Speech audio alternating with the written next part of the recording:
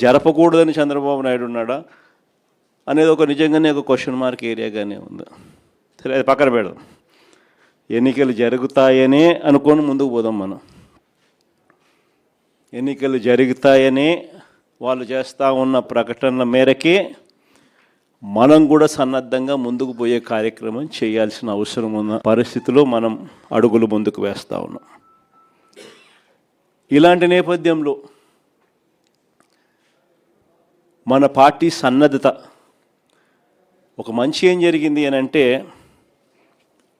ఈ దాదాపుగా ఈ 2.5 సంవత్సరం, దాదాపుగా ఈ 30 నెలలు, మార్చి 16న ఎన్నికల కోడ్ 2024 ఎన్నికల కోడ్ వచ్చింది.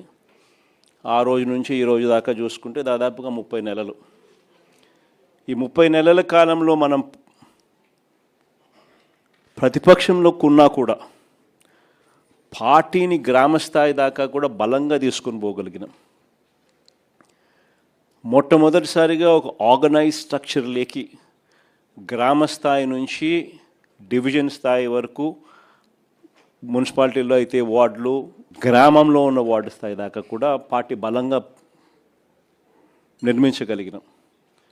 మొట్టమొదటిసారిగా గ్రామంలోనే అనుబంధ విభాగాలు పెట్టడం, గ్రామ కమిటీలు వేయడం. సిమిలర్లీ సేమ్ థింగ్ మున్సిపాలిటీస్లో అయితే వార్డులలో కూడా అదే మాదిరిగా చేసినాం. అంత పటిష్ట స్థాయి నాయకత్వం గ్రామ స్థాయి దాకా తీసుకొని పోయి అక్కడ కూడా కమిటీలు వేసి పార్టీ సన్నద్ధంగా పెట్టాం. ఇది ఒక మంచి కార్యక్రమం. మనం ప్రతిపక్షంలో ఉండగా ఈ 2.5 సంవత్సరాల్లో మనం చేయగలిగినాం దేవుని దయతో. ఇలాంటి నేపథ్యంలో ఎన్నికలు జరుగుతూ ఉన్నాయి.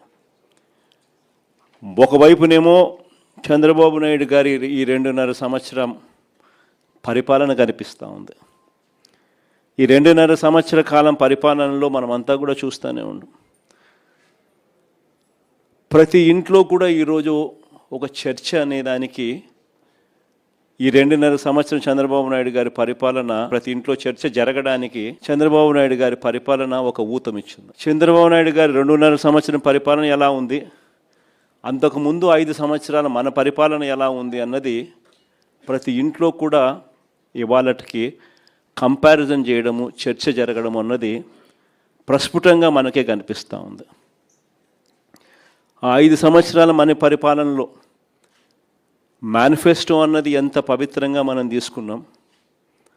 మొట్టమొదటిసారిగా రాష్ట్ర చరిత్రలో ఎప్పుడు జరగని విధంగా ఏ రకంగా ఒక మేనిఫెస్టోను ఒక ఖురాన్గా, ఒక బైబిల్గా, ఒక భగవద్గీతగా భావించిన ప్రభుత్వం ఏకంగా 99% ఆ హామీలన్నీ కూడా అమలు చేసి ప్రతి ఇంటికి కూడా ప్రతి 50 ఇళ్లకు ఒక వాలంటీర్ని పెట్టి ప్రతి గ్రామంలోనే ఆ గ్రామంలోనే చదువుకున్న పిల్లలకు అక్కడే చిరునవ్వుతోనే ఉద్యోగం చేస్తూ అక్కడే గ్రామ స్థాయిలోనే కనిపించే విధంగా గ్రామ సచివాలయాలు తీసుకొచ్చి